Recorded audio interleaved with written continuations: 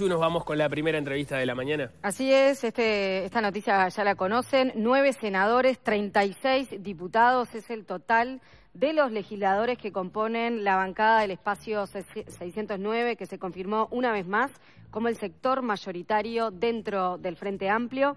Ahora los legisladores electos se encuentran recorriendo, ustedes saben, el país como parte de la campaña para llevar a Yamandú Orsi a la presidencia de la República. Así que para hablar sobre esta marcada presencia del MPP en la bancada Frente Amplista y también de la campaña hacia la segunda vuelta, vamos a recibir ahora a Betiana Díaz, diputada del MPP. Muy buenos días, Betiana. Bueno, buenos días. Muchas gracias. Bienvenida. Muchas gracias. Bueno, empecemos por ver qué análisis haces de estos resultados sorprendentes, aunque ya se confirma una vez más el gran protagonismo, ¿no?, del espacio 609 dentro del FA.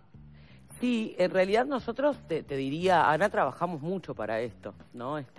Acá hay una conjunción de factores que tiene que ver con un movimiento de participación popular que lidera, obviamente, ese espacio 609, que viene con una presencia permanente en el territorio hace más de 20 años. Es decir, hay una característica que tiene la 609 particularmente, que es una organización política que siempre está, es decir, no se arma y se desarma, ni tiene mayor presencia, intensifica un poco más la agenda de actividades, pero no tiene mayor presencia solo en la campaña electoral.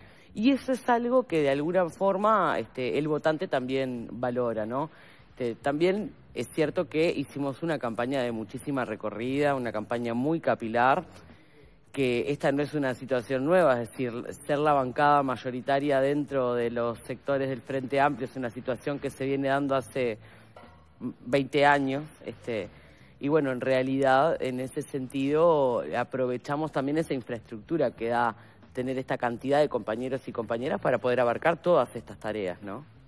¿Consideras que el MPP transitó y está transitando igual por un camino más moderado de lo que estábamos acostumbrados a verlo? No, para nada. En realidad creo que nosotros, congreso a congreso, reafirmamos nuestras convicciones y siguen siendo las mismas que las del 89.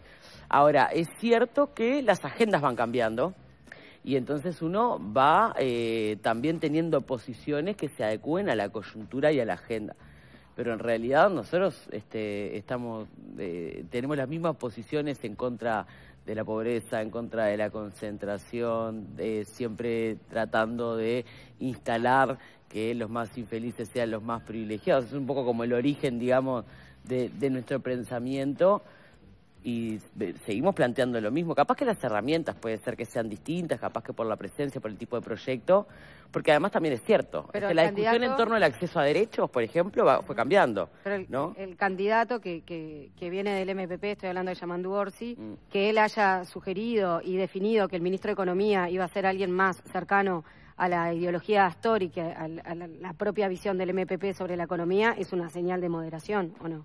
Es una señal que tiene que ver con haber elegido a alguien que tiene una idoneidad técnica, que tiene, sí, su trayectoria dentro del Frente Amplio, dentro de otro sector del Frente Amplio, además, pero es cierto que en realidad esto tiene que ver también con una línea de conducción económica que sí, que está expresada en Gabriel, que yo creo que representa un poco, ese equilibrio que tiene el Frente Amplio. Y creo que en realidad Yamandú lo dijo en más de una oportunidad y creo que cada vez que puede lo repite. En definitiva, la política económica también es responsabilidad del presidente de la República, ¿no? Entonces me parece que eso es bien importante resaltarlo. Hay otra cosa que capaz que, sumado a esto que dice Ana, que puede ser una cosa que se ve diferente del MPP de hoy con el MPP de otros años, es algunas figuras, ¿no? En otros años era, por ejemplo, Mujica, Topolansky, las figuras del MPP y después un montón de gente. Ahora empiezan a aparecer otras figuras, muchas más mujeres, figuras no necesariamente alineadas al MPP, sino con acuerdos como Cristina Lustenberg, bueno, Blanca Rodríguez, no sabemos cómo va a ser su performance, pero es una persona que no estaba vinculada al MPP. Eso también muestra por lo menos un MPP distinto al que veníamos viendo. Mira, en realidad yo creo que cuando tú ves, hay un proceso que se ha dado en el MPP que no es de un día para el otro, que es de recambio generacional también de alguna forma. Nosotros siempre decimos, el recambio se hace con las ideas, no solo con la cédula, ¿no? Y por eso también ese recambio se hace con diversidad, se hace con compañeros y compañeras a quienes invitamos a tener espacios de representación, representando de alguna forma también esa agenda de la 609, pero que no necesariamente son del movimiento de participación popular, como es el caso de Blanca Rodríguez.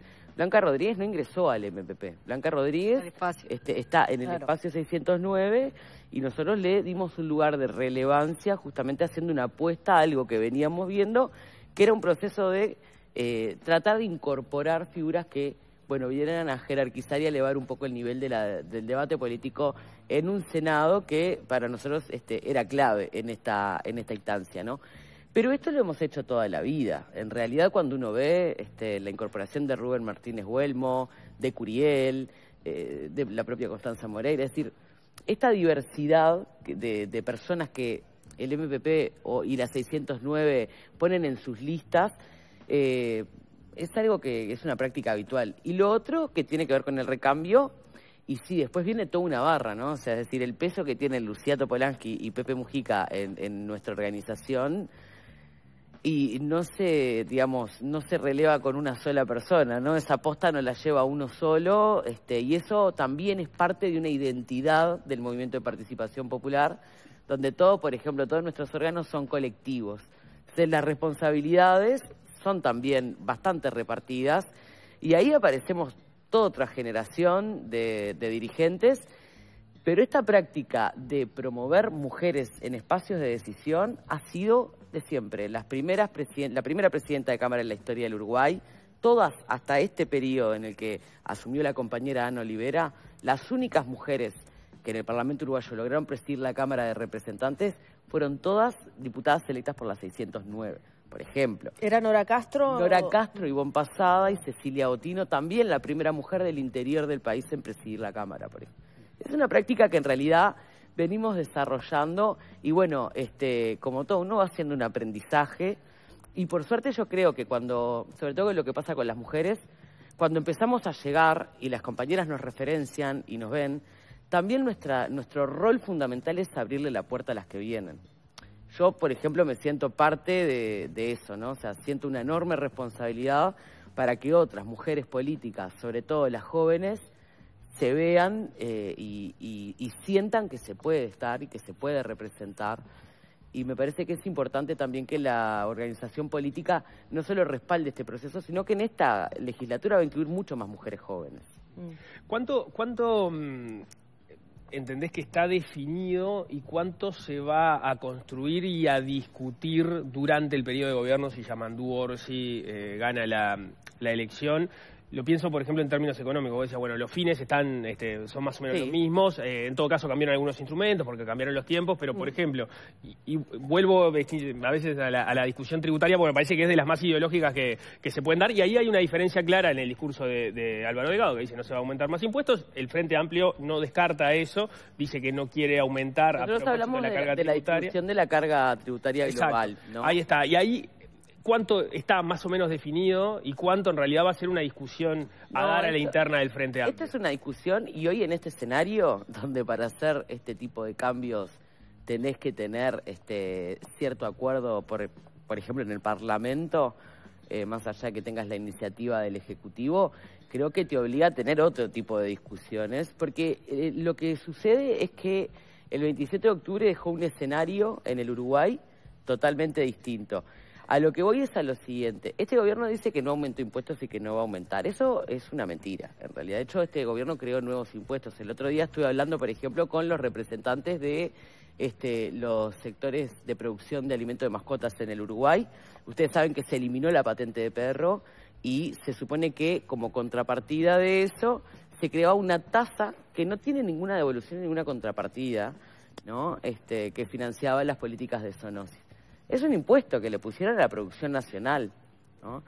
Eso, por ejemplo, es parte de los ejemplos claros que hay de que este gobierno creó, sí, otros instrumentos de recaudación cuando dice que no. Está bien, ahora vos me decís, el Parlamento que arrojó la elección del 27 de octubre va a meritar cierta discusión. Sí. Ahora, me parece que, aunque el Frente hubiese tenido mayoría parlamentaria, también hay una discusión hacia adentro del Frente Amplio, porque el Frente no tiene saldadas esas discusiones, me da la impresión, y queda de manifiesto si uno lee las bases programáticas, ¿no? Se habla de avanzar en la transformación del sistema tributario, se habla del gran capital, se habla de aumentar, eventualmente, reducir los impuestos. Nosotros hicimos una gran reforma tributaria, que de hecho este gobierno tuvo cierta continuidad, o sea, tampoco cambió mucha cosa, ¿no? O sea, en la estructura de esa reforma se mantuvo esa reforma tributaria que introdujo el Frente Amplio, que fue muy trabajada también.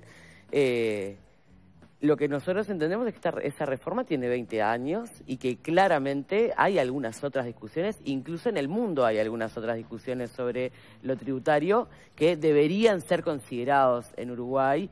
Se habla de los impuestos mínimos, de los impuestos a la incorporación de tecnología. Todo eso hoy está fuera del radar.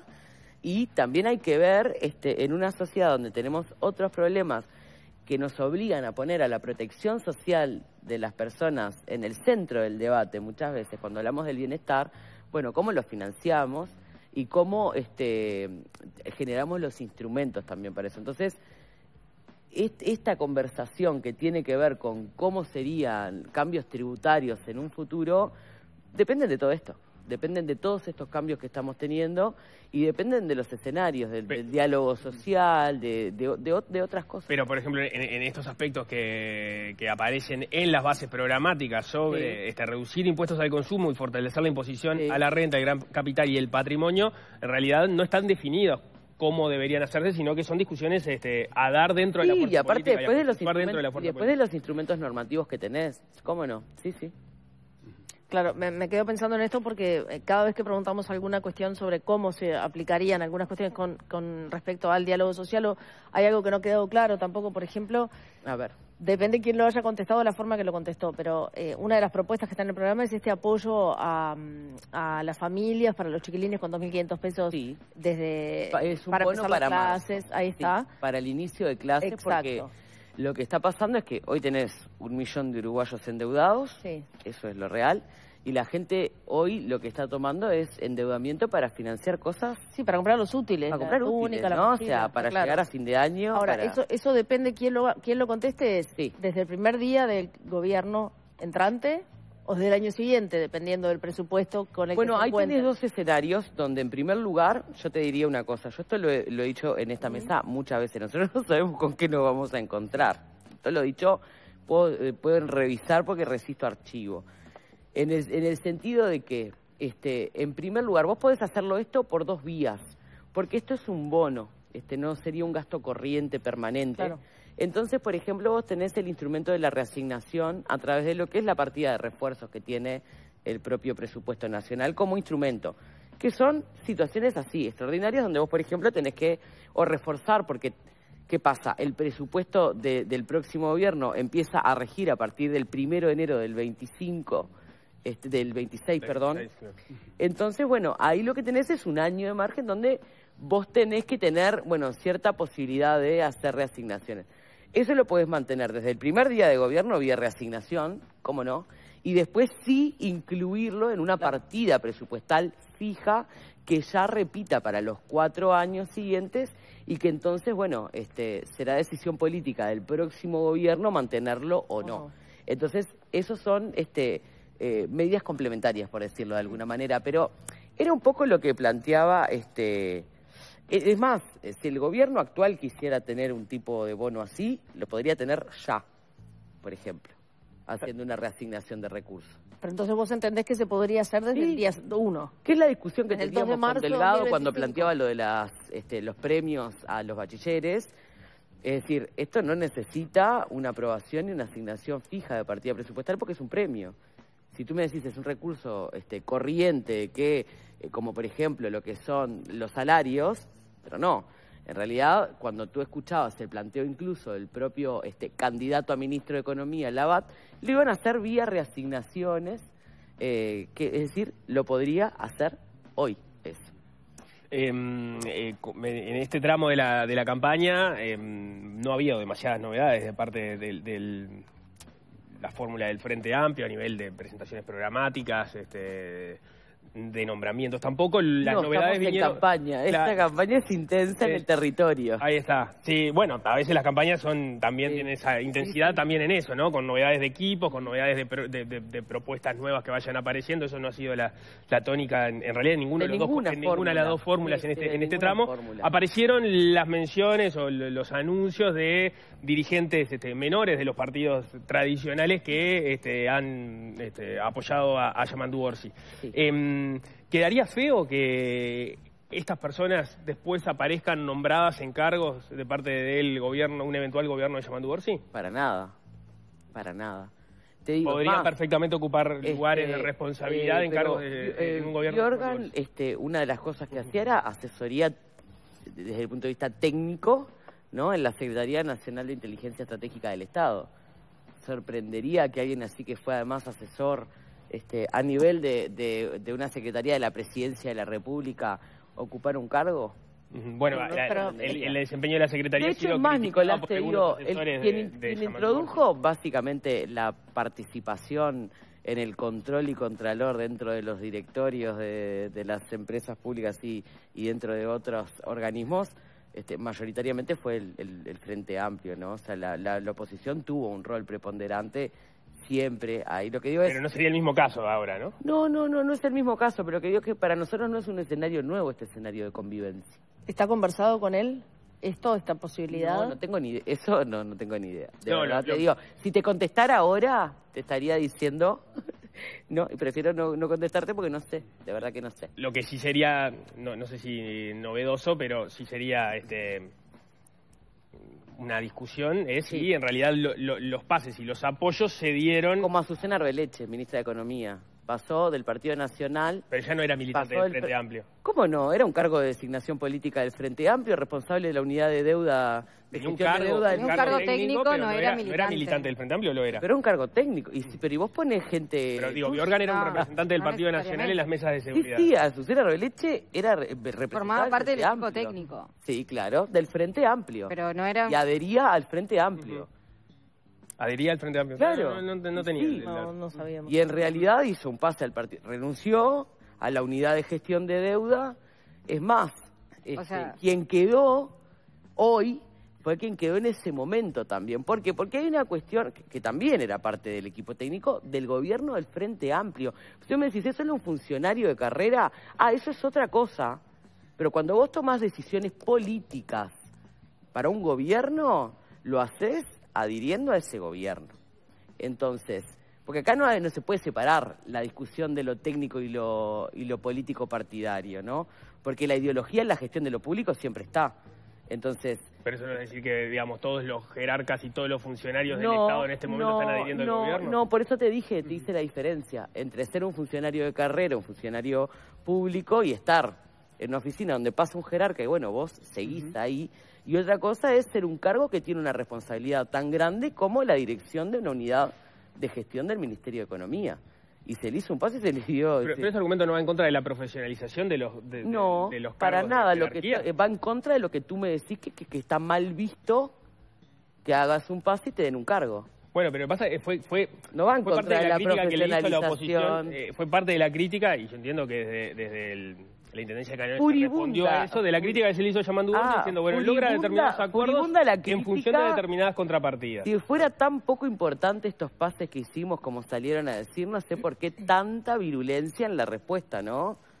Pobre esta mujer Zaida que Ojeda dijo que hasta había tenido que googlearla, yo qué sé, digo, de todo. Me quedé pensando en una cosa de Azucena, que esto que dijiste que quedaría el Frente Amplio. Cuando ella renuncia para irse al Partido Nacional, ¿lo conversaron? ¿Este tema? No, en ese momento yo estaba en el Parlamento de la República. Bueno, pero podés saberlo. No tengo ni idea. Pero justamente un indicador de que renuncia para adherir al Partido Nacional, el que adhería al Frente Amplio. Yo vuelvo a decir lo mismo. Cuando tú tenés una responsabilidad en la gestión, adherís a... Bueno, pero esa es una el lectura. programa También de puede gobierno. ser que No, Astori es una quiera... lectura. No, pero Astori quiere convocar un equipo técnico que él sabe que está calificado y no le pregunta. ¿Por qué renuncia cuando se tiene que ir al Partido Nacional, Ana? Pero lo que estoy diciendo es que Si ella no, no fue hubiera convocada renunciado. a trabajar a un equipo técnico por su calificación en la materia, no porque votaba el Frente Amplio. Claro. Asumo que Astori en un momento Pero si tú sos pone los técnico cargos y no políticos estás de y después convoca acuerdo, al técnico. no estás de acuerdo con el planteo partidario, no adherís. Yo O me sí, imagino que hay porque un te montón sirve el de trabajo y te técnicos que si interesa. los invitás a trabajar en un gobierno del Frente Amplio, dirán que no. Pero ese no o como sería el conozco caso. un montón de técnicos que te dicen, mirá, voy a ir a trabajar a un gobierno, te invito a trabajar a un gobierno del partido de coalición, te van a Claro, decir que pero no. eso ¿Por responden qué? a la militancia Porque en la antes que a lo gestión de lo técnico. público siempre hay ideología.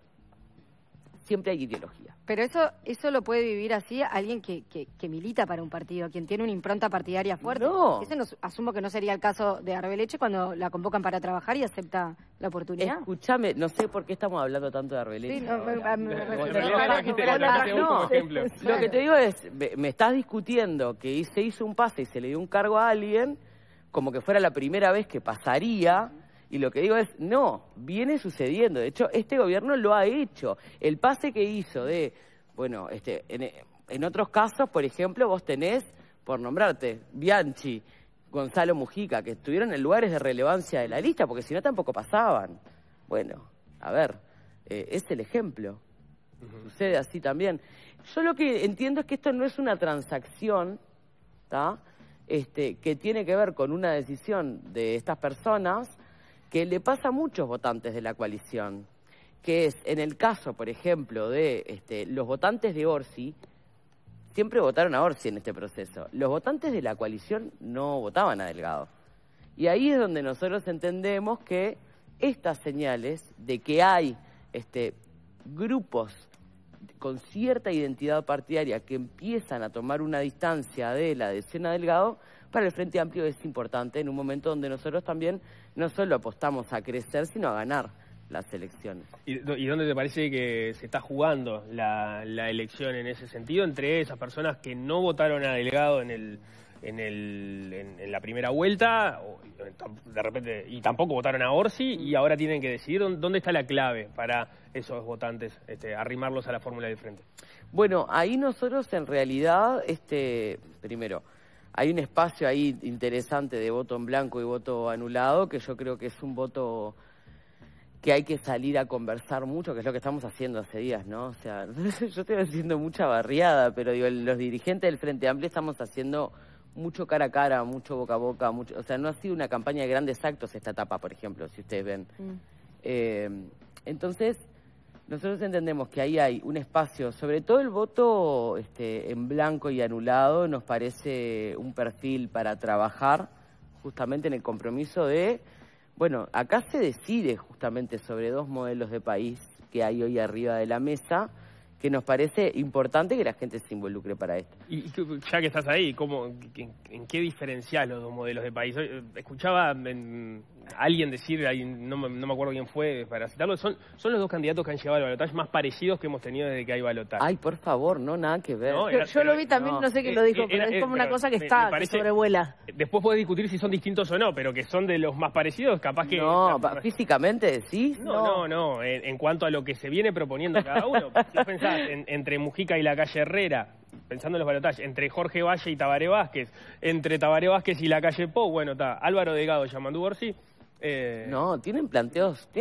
A ver, hay puntos de acuerdo en algún espacio con respecto a algunos temas importantes que tienen que ver no con lo parecido que sean o no los candidatos, que tienen que ver con que la coalición que se pasó 15 años haciéndole como corresponde, desde la oposición, críticas al Frente Amplio, hoy está en el gobierno. Entonces, para discutir, por ejemplo, yo veía la mesa, ustedes saben que yo sigo el tema cárceles, veía la mesa con Sanjurjo y Juanche, ¿no? ¿Esto por qué pasa? Y porque tenés a una Ana Juanche que pasó por la gestión del Frente Amplio, pero tenés a un Sanjurjo que es capaz de reconocer toda la carencia que tuvo en reformar el sistema carcelario este gobierno. Entonces, como los dos pasamos por el gobierno ya también, encontrás en las plataformas puntos de contacto, ¿no? En ese sentido, yo creo que la diferencia más grande está justamente primero, en la política económica, en términos de lo que es, bueno, hacia dónde se enfoca el gasto y el gasto público, y luego también en la política salarial. Eso te marca la impronta de un gobierno, ¿no? El gobierno del Frente Amplio tuvo 15 años acumulados ininterrumpidos de aumento del salario real y de las jubilaciones reales. A las jubilaciones mínimas se le daba un incremento extra y no era un aumento a cuenta como ahora. Era justamente para que pudieran repuntar un poco. ¿Faltó? Sí, claro, siguieron siendo muy bajas las Sí, a veces eran de 200 pesos los refuerzos, sí, ¿no? sí. Sí. Pero creció como no creció en muchísimo tiempo y de hecho en este tiempo los jubilados perdieron más de lo que ganaron, ¿no? Y eso marca una diferencia, porque marca una diferencia también no solo en el nivel de bienestar de las personas, sino también en cómo se dinamizan las economías locales. Es decir, si la gente tiene plata en el bolsillo, gastan las pequeñas empresas, que son los primeros que sienten cuando hay menos plata, Sí, ¿no? Menos poder de compra, por decirlo de alguna manera. Porque a veces hay más plata, ¿no? Pero hay menos poder de compra. Hoy hay menos poder de compra. Pero es verdad que el Frente Amplio, cuando Sí. salió del momento de mayor crecimiento de la economía, que en parte, En el periodo de Mujica, vino jalonado sí. por un factor externo, Sí. le costó Como seguir como el mejorando repunte El repunte que hizo la economía uruguaya, que además... Porque esta es una discusión pero estoy marcando justamente las Claro. coincidencias. Los dos últimos gobiernos, o sea, y el anterior, tuvieron problemas para, si no tenían un repunte de la economía, un factor externo, No, poder pero acá creció jalonar la el economía crecimiento. con pérdida salarial. Acá lo que pasó fue que mientras creció la economía, caían los salarios. No era lo que planteábamos, la famosa U esa de la recuperación. Lo que te va a responder el gobierno es, bueno, es Tuvo verdad que pandemia. costó acoplar el crecimiento de la economía con el crecimiento del salario, pero en determinado momento, si bien Empataste, demoró más, no recuperaste. Llegaste ahora Claro, pero no recuperar el recuperaste la salario. pérdida.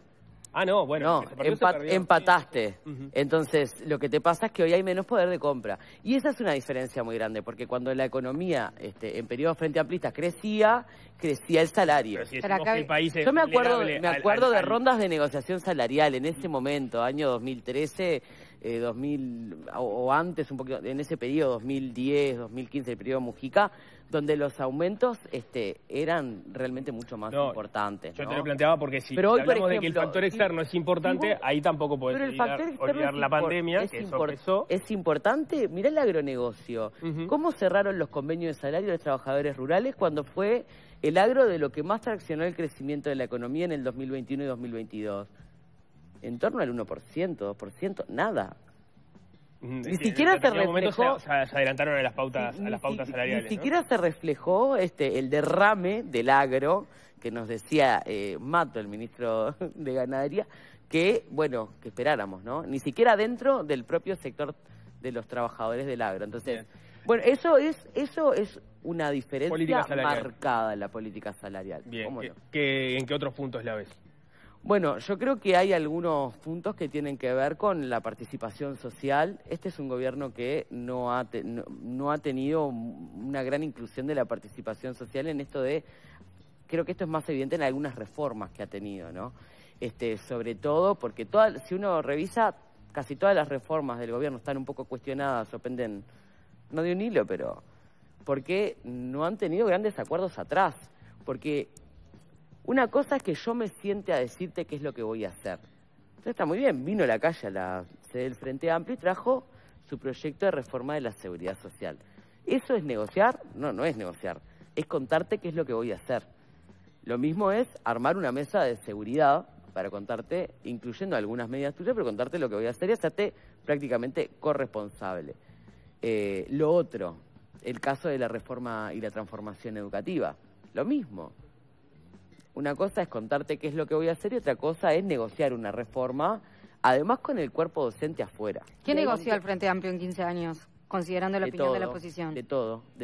Por ejemplo... Que se aprobó... Mirá, año 2000... Teniendo no solo ¿Cómo voz, no? sino voto. ¿Cómo no? Con años de negociación atrás, 2006, el primer debate nacional sobre la defensa en el Uruguay, que incluyó no solo al poder políticos, sino además a las fuerzas sociales, a las fuerzas armadas. Pero eso fue con la ley marco de defensa del Uruguay, que cambió la doctrina nacional pero ahí en el Uruguay, se convocaron, ejemplo, ¿no? eso fue resultado, pero la doctrina de seguridad se convocaron nacional. al diálogo. Sí, igual que pasó con años de debate. Pero igual que pasó con hay un con la documento comisión de expertos. riquísimo que podés consultar de González Guyer, por ejemplo. Pero el modus operandi en el año parece ser el 2008, mismo. diálogo social. Sí. No, ¿sabés que no?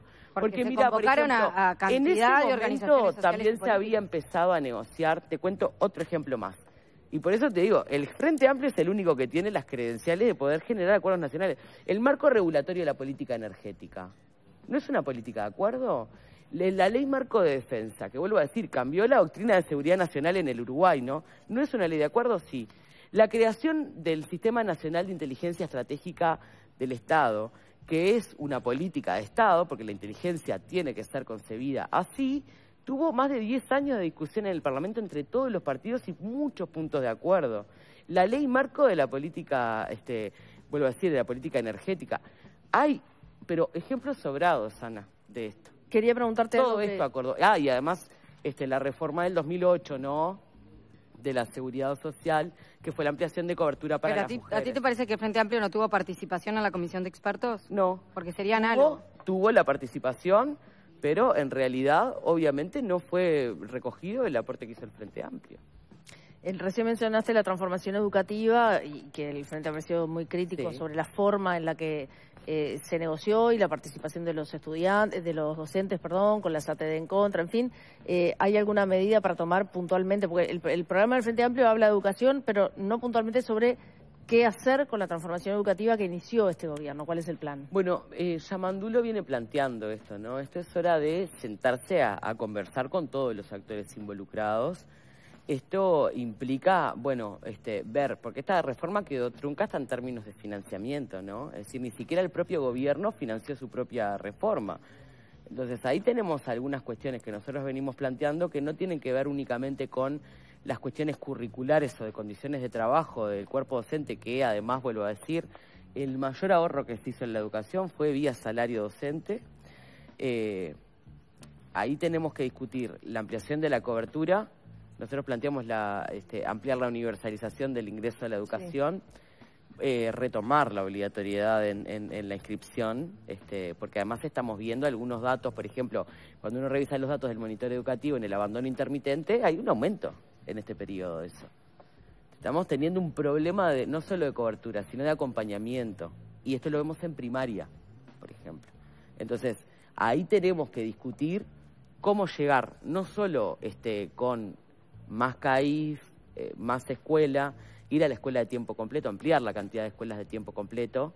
El Frente Amplio dejó una gran cantidad de obras y este gobierno terminó algunas que venían ya planteadas en las PPP, que son procesos de muy largo tiempo también, ¿no? Entonces, es cierto que son obras de enganche muchas. Y bueno, tenés la infraestructura, lo que tenés que tener son los recursos también y pensar cómo haces para poder solucionar los problemas que tenés hoy en la educación con esa infra.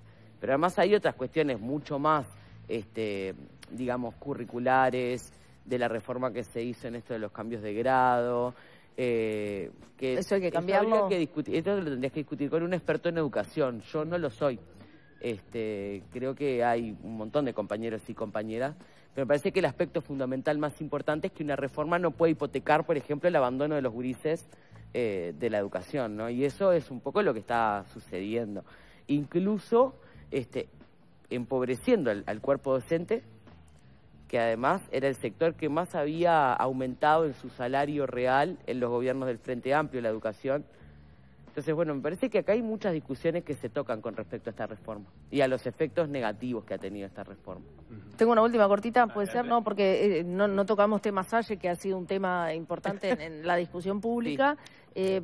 De memoria, por ejemplo, Valeria Ripoll, Sebastián da Silva, Álvaro Delgado, o lo llamaron o dijeron que lo van a llamar para conversar en estos días. ¿El Frente Amplio tiene pensado hablar con él para ver...? El Frente Amplio habla con todo el mundo. Sí. Con todo el mundo. O sea, nosotros hablamos con todos los partidos. Es más, en esta legislatura en la que fuimos oposición con 42 bancas, tratamos de negociar muchísimo y eso implicó hablar con todos los actores con representación política en el Parlamento, representación parlamentaria. Obviamente que hay que hablar, y hay que hablar porque puede haber algún punto de acuerdo con respecto al tema reforma de la seguridad social, porque va a haber que generar acuerdos para discutir un presupuesto nacional, porque la mayoría en el Senado es algo que termina siendo, digamos, definitorio para muchos proyectos, pero hay otros que requieren modificaciones y acuerdos que hay que salir a construir. ¿Pero ya se comunicaron con él, por ejemplo? Mirá, no tengo idea, no lo tengo claro. Yo por lo menos no me comuniqué con él. Voy a compartir Cámara de Diputados y voy a compartir ese espacio. La cueva de los vendepatrias. Bueno, eso me parece que, ¿sabés qué? Es importante también que después uno cuando ve cuál es la actitud adentro de las propias cámaras es un poco distinto, ¿no? No es lo mismo César Vega hablando adentro de la cámara que pegándole cuchara a las señoras de la sala de prensa del Parlamento, porque la vida no pasa por la actitud Twitter, ¿no? Entonces me parece que después hay cosas que se van moderando en el propio debate parlamentario. Primero porque nosotros tenemos formas, tenemos reglamentos, y porque además yo creo que cuando uno se toma el trabajo muy en serio, no se dedica exclusivamente a estar hablando en titulares todo el tiempo, ¿no? Porque la cueva de los vendepatrias es un titular, ¿no? Pero te vas a sentar ahí, vas a cobrar el mismo sueldo y vas a hacer lo mismo que el resto de los vendepatrias. Entonces yo creo que es como medio estéril ese debate. Yo creo que en realidad nosotros hablamos con todo el mundo, estamos de acuerdo en plantear que hay que construir acuerdos y mayorías, y obviamente que si hay 2 diputados de esta representación de bancas minoritarias, por decirlo de alguna manera, que no forman parte de la coalición de gobierno, hay que hablar con ellos. Ya está en el piso Andrés Ojeda, que va a ser el invitado del próximo bloque. Estaba mirando en la diaria, en un acto en la Casa Central del Partido Colorado en el día de ayer, dijo que en base con el resultado de las elecciones nacionales se configuró el parlamento más tenebroso que yo le he visto al Frente Amplio en el siglo XXI.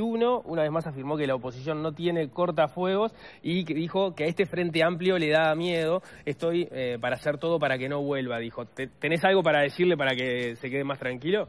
No, a mí me parece que en realidad el Frente Amplio hace una campaña hablando de propuestas. Hay gente que hace campaña solo hablando del Frente Amplio. Entonces, eso habla más de ellos que de nosotros. Muy bien, Betiana Díaz, diputada del MPP, muchas gracias por venir. Muchísimas gracias a ustedes. Muchas gracias. Hacemos un corte, al regreso, como dijimos, se viene